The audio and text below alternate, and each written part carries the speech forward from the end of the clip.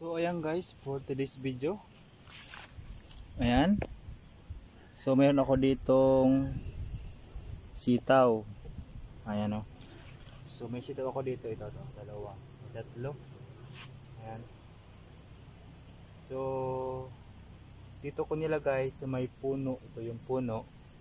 Dito ko nilagay sa baba, sa may katabi lang niya, kasi nga para kapag lumaki na siya, tataasin doon pataas. So di na ako gagawa ng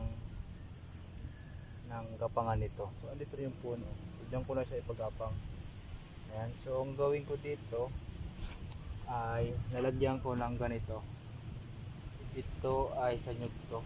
So ito ay nabubulok to. Ayan, kapag tumagal nabubulok to. So lagyan ko lang to sa palibot.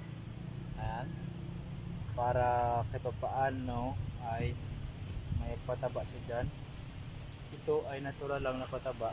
So hindi pa yan, bali additional lang yun, dagdag lang yan na pataba ng sitaw. So pili ko pa siya lagyan ng pataba talaga, yung bibili yung dahan. Ayan. So ito ay yan, nagiging black siya kasi nga malapit na sa mabulok. So ayan, so lagyan natin to para kita paano ay meron siyang pataba dito. So baka sa sunod ay lagyan ko ulit siya ng mga pataba. So ito muna ang ilagay ko. Ayan. So medyo yung iba ay gumagapang na nga. Ayan. So dito ko yung ilalagay. Puntaan doon. So sa umpisa hindi pa siya kakapit dyan kasi medyo maiksi pa. Pag maba na yan, ayan, papagapangin ko na dyan sa taas.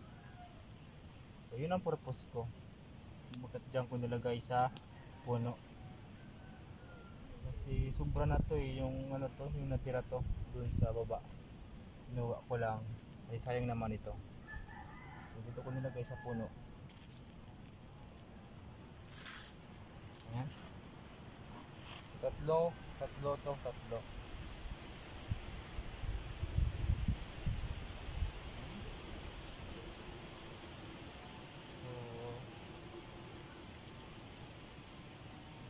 Sana lumaki ito at hindi maputol, kasi siyempre hindi natin alam bukas ang putol. Kapag may mga aso, siyempre hindi natin alam, baka maputol ng mga aso pag pumunta dito, kasi marami ditong aso pupunta sa akin So pero bayaan ko lang yung mga aso dito. Dito naman yung tinatabos. Minsan natakot sa akin, ayan, umalis na lang yan ng kusa.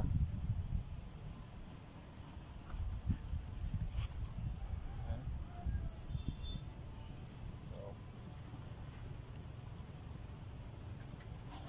ito ay natural lang ito na pataba. Pag nabulok siya,